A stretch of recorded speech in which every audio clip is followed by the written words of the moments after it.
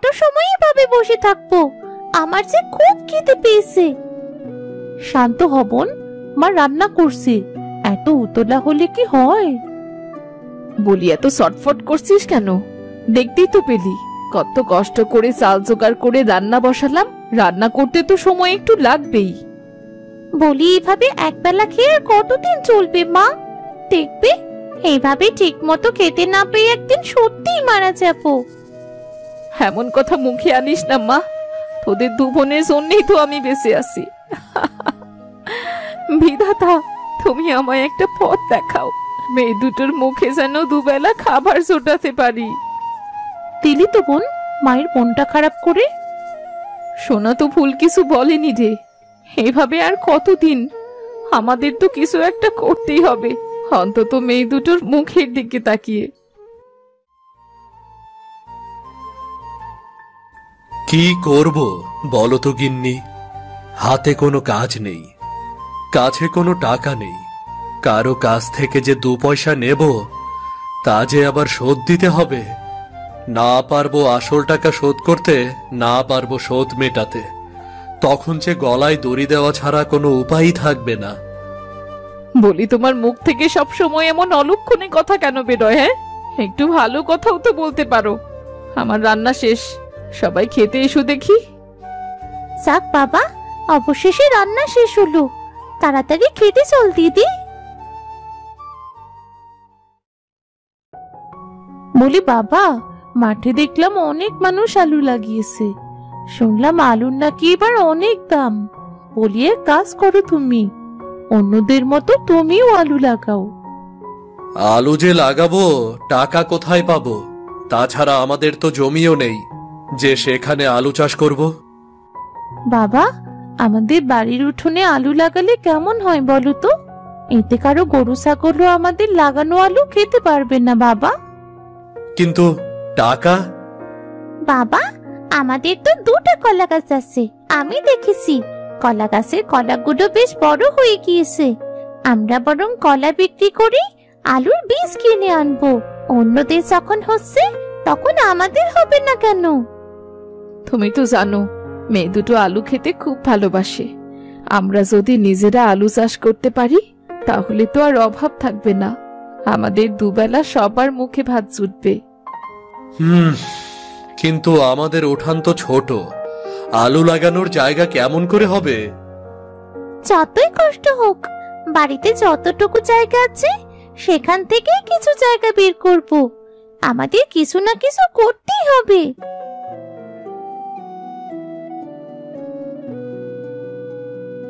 আমার খাওয়া শেষ, আমি তবে কলার খান দুটো কেটে বাজারে নিয়ে যাই। তুমি একা পারবে না বাবা, আমরাও যাবো তোমার সাথে। আমাদেরও খাওয়া শেষ, চলো, আর দেরি করা উচিত হবে না।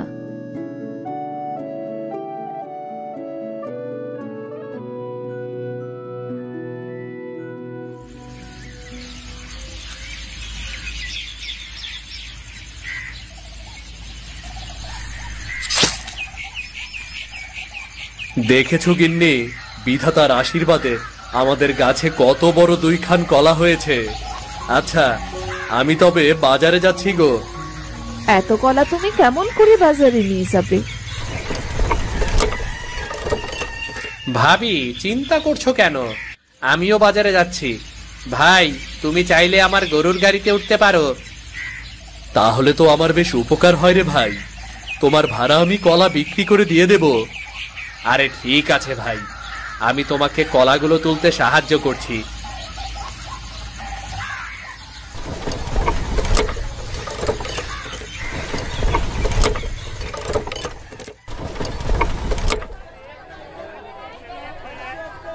ভাই, তুমি কলাগুলো বিক্রি করে আমার টাকা শোধ দিও। আবার আমার কাজ আছে, আমি আসি তবে। ঠিক আছে ভাই। রাজু রাফির কাছ থেকে বিদায় নিয়ে চলে যায়। রফিক কলা বিক্রি করতে শুরু করে। রফিকের কলা সুন্দর ও বতী হওয়ায় তাড়াতাড়ি বিক্রি হয়ে যায়। কতদিন পর হাতে এত টাকা এলো। যাই, আলুর বীজ কিনে যদি কিছু টাকা বাঁচে তবে বাজার করতে হবে, রাজুকে ভাড়াও দিতে হবে।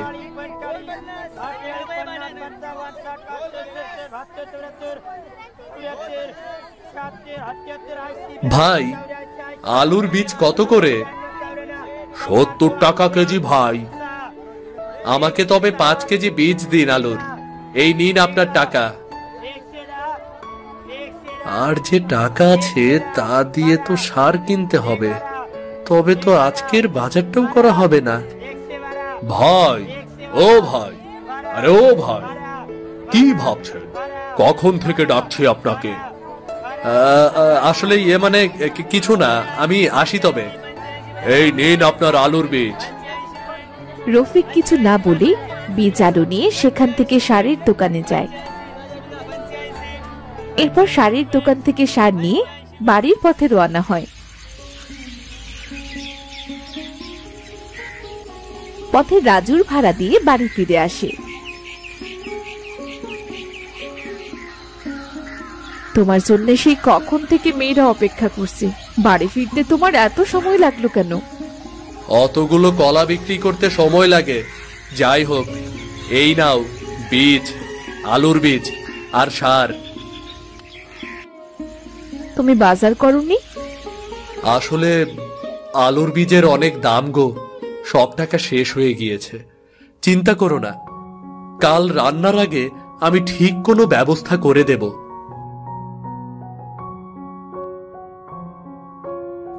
বাবা, আমরা পাশের বাড়ি থেকে কোদাল এনেছি, দেখো।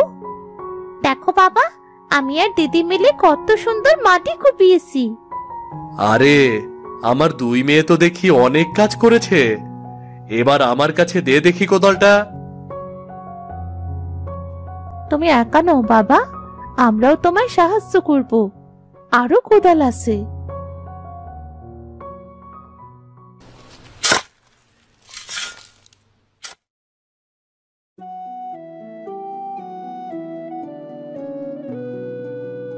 ওগো, আমাদের উঠোন তো আলু চাষের জন্য তৈরি। এইবার উঠোনে পানি দিতে হবে। আজ অনেক কষ্ট হয়ে গিয়েছে, সাথে অনেক রাতও হয়ে গিয়েছে গিন্নি। বাকি কাজ কাল করব। এখন দুটো খেতে দাও দেখি, শরীরটা ব্যথা করছে খুব। সারাদিন কাজ আর কাজ, এই জন্য শরীর ব্যথা করছে। এখন হাত মুখ ধুয়ে খেতে এসো তো। সোনা রূপা, তোরাও যা। ঠিক আছে মা। বোন, চল। মালতীর কথা মতো সবাই হাত মুখ ধুয়ে রাতের খাবার খেয়ে ঘুমিয়ে পড়ে। পরের দিন সকালে সবাই মিলে বাড়ির উঠোনে জল দেয়। এরপর আলুর বীজ রোপণ করে। কেটে যায় বেশ কয়েকদিন। প্রতিটা বীজ থেকে চারা বেরিয়ে গাছগুলো বেশ বড় হয়েছে এখন। আলুগুলো যেন ভালো হয় এবার। বিধাতার উপরই ভরসা, এই আলুই যে আমাদের আশার আলো। ঠিক বলেছ, আলু যদি হয় আমরা অন্তত কিছুদিন ভালো করে খেতে পারবো। আমরা সবাই কত যত্ন নিচ্ছি আলু গাছের। দেখবে আমাদের আলু গাছে অনেক আলু হবে। বোন ঠিক কথাই বলেছে বাবা। তারা সবাই যখন গল্প করছিল তখন হঠাৎ আকাশে কালো মেঘে ঢেকে যায়। বিদ্যুৎ চমকাতে শুরু করে, সাথে মেঘের গর্জন তো আছেই। ওগো, আকাশের অবস্থা ভালো নয়। মনে হচ্ছে এক্ষুনি বৃষ্টি নামবে। তুমি ঠিক বলছো গিন্নি। সোনা, রূপা, মা, তোরা ঘরে যা, এমন সময় বাইরে থাকতে নেই। গিন্নি, তুমিও ঘরের ভেতরে যাও, আমি ছাগলটা তুলে রেখে আসছি।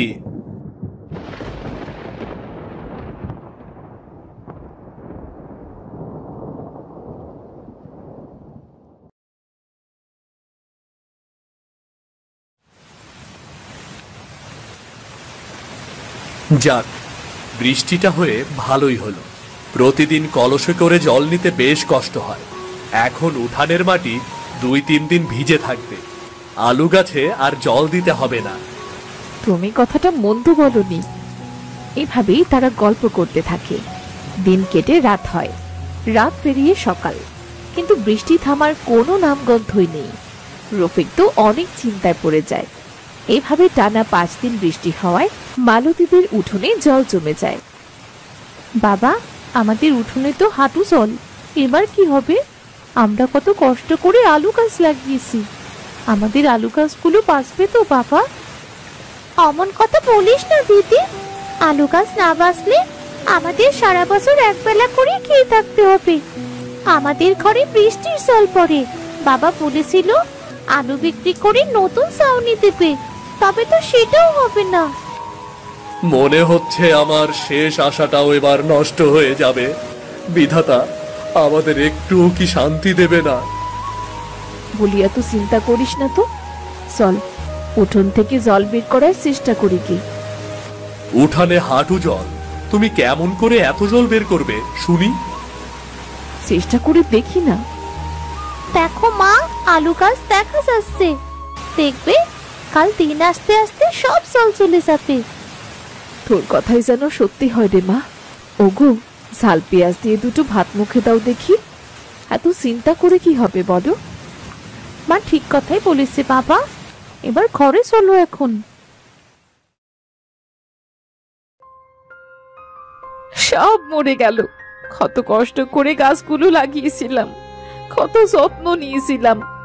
বৃষ্টির জন্যে, এই বৃষ্টির জন্যে সব শেষ হয়ে গেল। কত টাকা খরচ করলাম, নিজেরা না খেয়ে আলু গাছে কত সার দিয়েছি। আমার সব পুঁজি তো শেষ। এখন কিভাবে চলবো? আলু না হলে কি আমাদের খাবার জুটবে? বাবা, এই গাছগুলো তো বেঁচে আছে, হয়তো এতে আলু হবে। বাবা, একটা আলু গাছে আর কতই বা আলু হবে? বিধাতা আমাদের কপালে লবণ ছালি লিখে রেখেছেন সারা জীবন, তাই তো আমাদের সাথে এমন হয়। তারা সবাই যখন হতাশ হয়ে বসেছিল, ঠিক তখনই সেখানে এক বুড়ি এসে উপস্থিত হয়। সাদা চুল, বয়স্ক হলেও মুখে রহস্যময় হাসি। কি রে, তোদের সবার এমন মন খারাপ কেন? মুখে বিস্ময়ের ছাপ। আর বলো না বুড়িমা, অনেক কষ্টে খেয়ে না খেয়ে আলু গাছগুলো লাগিয়েছিলাম, বৃষ্টির জলে সব মারা গেছে। মাত্র একটা আলু গাছ বেঁচে আছে? হ্যাঁ বুড়িমা, শুধু একটাই বেঁচে আছে। বাবা, আলু গাছটা তুলিস না। বিধাতা ওই একটা আলু গাছের সাহায্যেই তোর সকল অভাব দূর করে দেবেন। এই একটা গাছে এমন আলু হবে যে তুই বিশ্বাসই করতে পারবি না। কিন্তু সেটা হবে কেমন করে? যখন সূর্যাস্ত যাবে এই মাটিগুলো গাছের গোড়ায় দিবি। এটা দেওয়াতে যখন আলু তুলতে যাবি, তখন কেমন বড় আলু পাবি দেখিস। তোদের ভাগ্যই বদলে যাবে। তুমি কি সত্যি বলছো বুড়িমা? আমি সত্যি বলছি রে। মনে আছে তোদের বাড়িতে অল্প খাবার ছিল, সেটা তোরা না খেয়ে আমায় দিয়েছিলি। এইটা তারই উপহার। আমি আসি তবে। মা, বাবা, বুড়িমার কথা কি সত্যি হবে? সবই তো শেষ হয়ে গেল, বুড়িমার কথা না হয় বিশ্বাস করেই দেখি।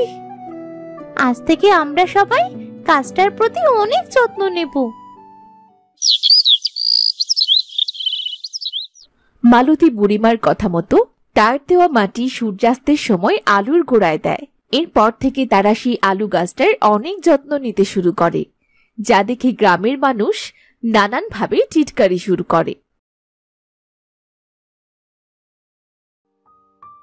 আরে রফিক ভাই, তোমার উঠানে দেখি একটাই আলু গাছ, তবুও এত যত্ন নিতাছো তুমি? তোমার ওই একটা গাছ কমন আলু দেবে শুনি? জায়গাটা নষ্ট না করে গাছটা তুলে ফেললেই তো হয়। ওই আলুর গাছটা আমার শেষ আশা। তবে তোমরা সেই আশাতেই থাকো। তোমার তো কোনো কাজ নেই, এইসব অকাজ করো। আমাদের বাপু এসব করার সময় নেই। আমরা আসি তাহলে।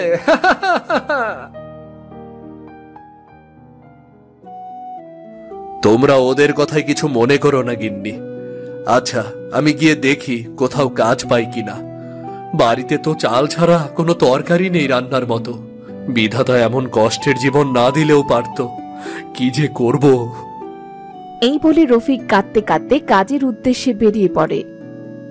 সে অনেক জায়গায় কাজ খুঁজে, কিন্তু কোথাও সে কাজ খুঁজে পায় না। রফিক কি করবে সেটা ভাবতে ভাবতে যখন ফিরে আসছিল, তখন কাশেমের সাথে দেখা হয় তার। চাচা, তোমার জমিতে তো অনেক জল আছে এখনো। হ্যাঁ রে বাবা, জলটুকু বের করতে পারলেই জমিটা পরিষ্কার করব। জলে তো সব ফসল নষ্ট হয়ে গিয়েছে, নতুন করে জমিতে আবার শস্য ফলাবো রে, কিন্তু একা একা তো পেরে উঠছি না। তাহলে আমি তোমাকে সাহায্য করি, আমাকে অল্প কিছু টাকা দিও। ঠিক আছে ঠিক আছে, কাজ শেষে যে টাকা হয় আমি তোকে তাই দিয়ে দেব। এখন কাজ শুরু কর দেখিনি।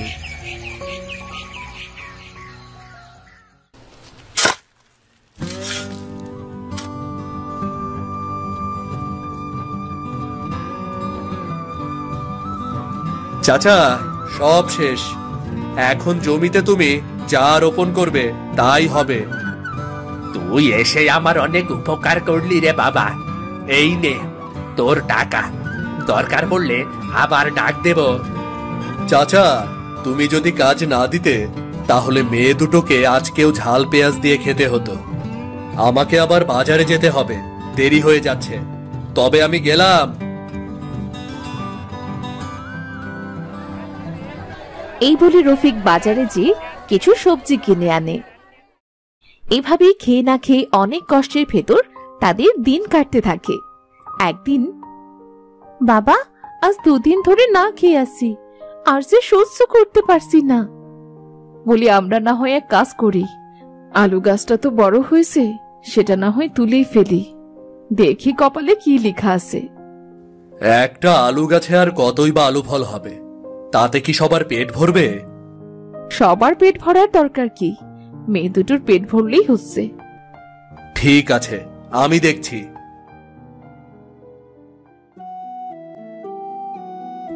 বলি মনে হচ্ছে কিছু নাই, বুড়িমা যে কি বলেছিল। তবে তুমি একটা কোদালের ব্যবস্থা করো দেখি।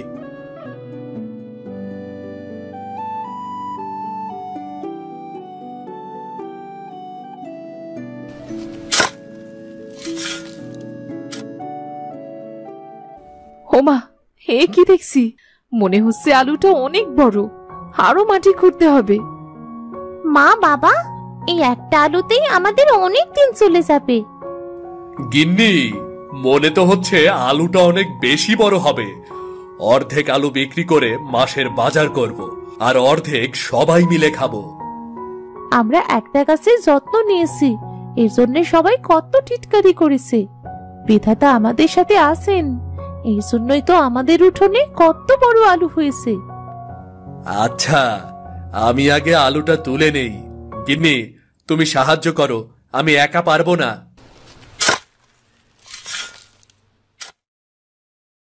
গিন্নি, আমি কি স্বপ্ন দেখছি?